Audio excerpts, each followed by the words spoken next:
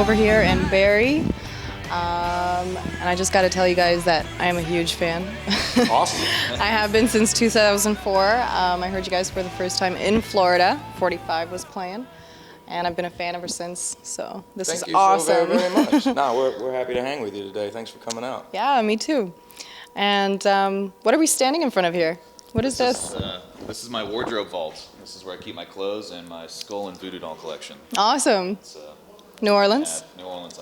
New Orleans is my favorite city, so. You actually just got a new my new New Orleans tribute tattoo. You can see it's still healing a little bit. You probably can't see it from there. Yeah. Sweet. All right. Well, you guys are currently touring with Nickelback, and This is the second show tonight. nice. And Breaking Benjamin, Sick Puppies. What's the best part about, second day, but what's the best part about the tour so far? A lot of people, and a lot of people that haven't seen us before, so it's cool to play in front of such a large crowd. And being up here in Canada, we don't get to Canada that often, so to make new fans and be in front of these crowds is probably the coolest thing to me.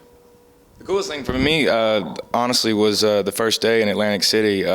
Chad came in. We were right in the middle of sound checking the song Sound of Madness, and he was just out there rocking and came up to us. Just a genuine cat. All the guys in Nickelback. The crew is just awesome. And like Barry said, to get an opportunity to play in front of this many people, especially up here in Canada where we've not gotten a chance, we're starting to get up here more. But to be able to be on a tour like this, especially with a Canadian band of this caliber, they're just sweethearts and they're really, really good guys, and we're just happy to be here, happy to be a part of the tour. Happy to have you. Now, you've recently released a song on the Alice in Wonderland soundtrack. Her name is Alice. Mm-hmm. What did you think of the movie? Did you think it lived up to the original story or the Disney film? Definitely not the original story, but I didn't expect that with Tim Burton. I loved the movie. I thought it was great. We got to see it. We had a show in Hawaii, so we got right around the premiere, so we got to actually see it in Hawaii, 3D movie. I thought it was a lot of fun, and you can't expect it to be close to it with Tim Burton being a part of it and Johnny Depp, but I think they did a really great job. I think the theatrics, that a lot of the elements that they put into the movie was a lot more than what I was expecting. I think in a lot of ways they blew me away, just in how they did it. The fact that she went back into Wonderland. She's actually 17 in this movie, and she goes back in. That had a lot of the premise of what the song was written about. I had a completely different song already done as far as the lyrics were concerned, and when we were doing the vocals for it, someone had the presence of mind to say, why don't we look at a trailer and see what this movie's about before we continue? So we watched one that was a bit vague, didn't really tell you exactly what was going on, and then we saw another one that was about 3 minutes long, and you actually found out that she goes back into Wonderland. So we scrapped all the lyrics and started from the beginning in the studio and rewrote it all, and that's what became Her Name is Alice. So it fit the movie a lot better. Cool. I've heard the song. It's a good song. Thank you. Yeah. Kind of dark like the movie. Mm-hmm. Yeah. Now, you've also recorded some tracks for upcoming albums this summer, another soundtrack, and a song with Apocalyptica, another good band, for their new album, Seventh Symphony. If you could record with any band, dead or alive, who would it be? That's tough. You know who I'd really like to work with, and I don't know if it would work for Shinedown, but I'd like to record with Prince and just see how he does what he does in the studio. That'd be the one for me. I have to say it, I would totally just think it would be awesome to get in a room with Lady Gaga. I ain't gonna lie. Nice. I like that answer. She's like she's my gig right now. I'm all about her. A lot of people's. Yeah. Switching it up a little bit, I'm not sure what the time frame was of this, but you went over to Iraq to play for the soldiers. Mm-hmm. It was right around 2005? 2005. 2005. Right around then. What made you want to do that, and what was that experience like for you?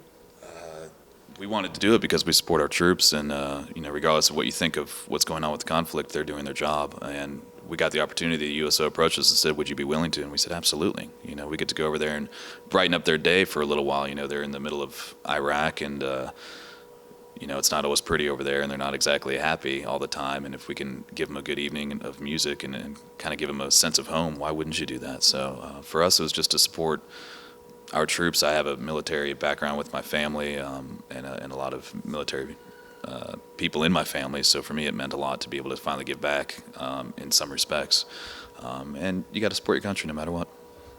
Yeah, there was no political agenda to it. It was just to go over, and we were the R&R for them. And still to this day, probably the 5 most amazing shows we've ever played. And we've played in front of one person before, literally, and we've played in front of 100,000. And you know, the 5 shows that we did over there are probably still to this day, they're probably my favorite.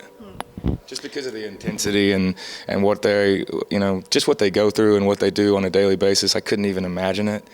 And for us to spend an hour and a half, you know, on stage with them, and we were lucky we got to hang out with them through the day before the shows. But I'll never forget the show in Fallujah where it was all Marines, and they were like this far in front of us, and just about probably 1,500 of them, and they just went nuts. Yeah. And it was just madness. It was awesome. I saw it on YouTube. It was amazing. Yeah. So, well, a few of the songs. Can I get you to sing a lyric for me? Depends on what it is. Right there. It's early. We just woke up. I don't know if it's... Oh. From 45. Yeah, just that? Yeah. Whatever happened to the young man's heart? Swallowed by pain as he slowly fell apart. Oh! That's awesome. That's actually my favorite song by you guys. So, Awesome. What inspired that song and the lyric writing of that song, and maybe your lyrics in general? You know what?